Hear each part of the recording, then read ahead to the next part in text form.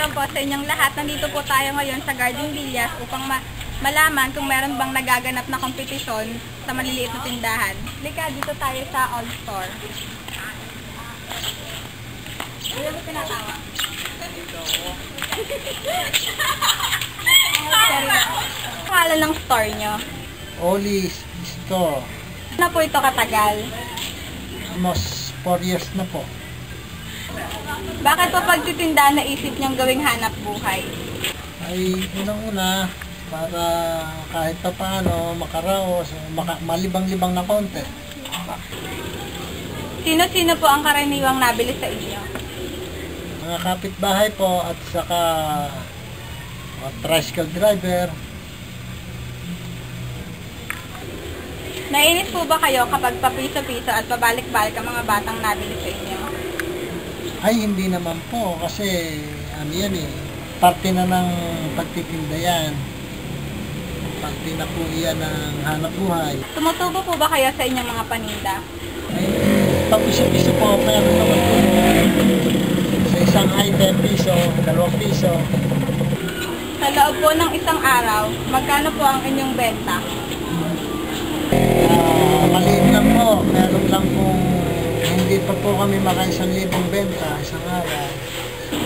Ano po ang inyong ginagawa kapag ang isa sa inyong mga produkto ay hindi napapansin na bibili ng mga bata? Ay, halos naman po lahat ay pinapansin at nabibili. Kung meron man ay wala. Pagka kagaya na si Chiria, pag hindi nabibili, tinatapon na. Ano-anong paraan ang ginagawa nyo para magkaroon ng suki? Kagaya ng mga pangkakaliwa, nagbebenta, medyo magalang sa bumibili. Sa palagay nyo, bakit nabili sa inyo ang inyong mga suki? Ay, siguro po, napupugi. May nagaganap po bang kompetisyon sa inyong tindahan at sa inyong kapwa patindahan? Wala naman po kasi halos pare-pareho naman ang presyo. Okay lang. Nagkakaroon po ba kayo ng sama ng loob sa mga nabili sa inyo noon na ngayon ay nabili na sa ibang tindahan? Ay, hindi po uso sa akin yun. Ay, sumama ang loob. Hindi naman po, okay lang. Kasi competition po yan eh. Ano ang mga nagawa at o naitaguyod ng inyong tindahan? Eh, ano po, medyo pagpalipas oras lang yan at saka naituguyod. Kumbaga, ano lang, naituguyod ko yung medyo pagkain namin at pamasahin ng mga anak. Ilan na po ang napagtapos niyong mga anita ng inyong maliit na tindahan? May napagtapos ko ako na, kaya lang hindi sa tindahan kasi bago pala yung tindahan ko.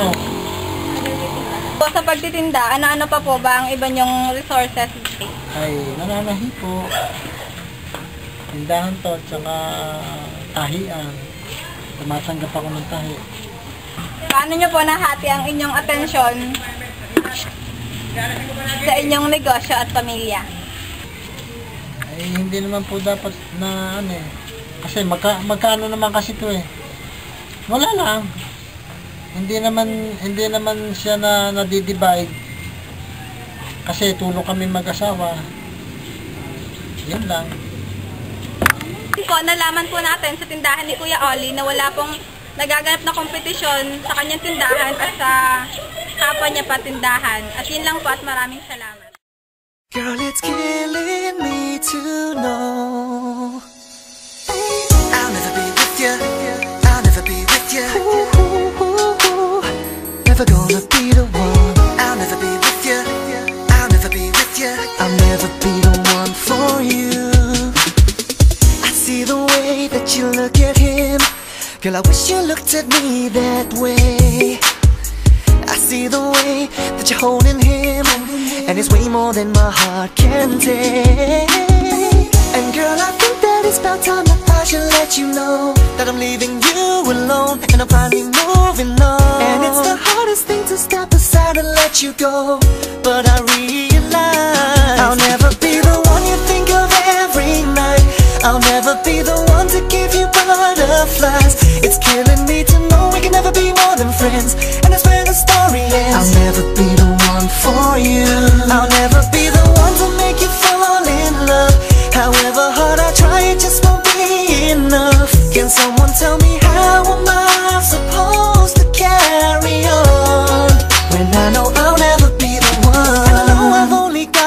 to blame. 'Cause girl, I really thought that eventually one day you'd feel the same. But I see the way he makes your heart skip a beat. I really wish that that could be me, but it just wasn't meant to be. I'll never be the man that you need. And for so long, girl, it's been you that I've been living for. And now the dream is gone, how do I carry on? 'Cause it's so hard to accept he's the one you really want.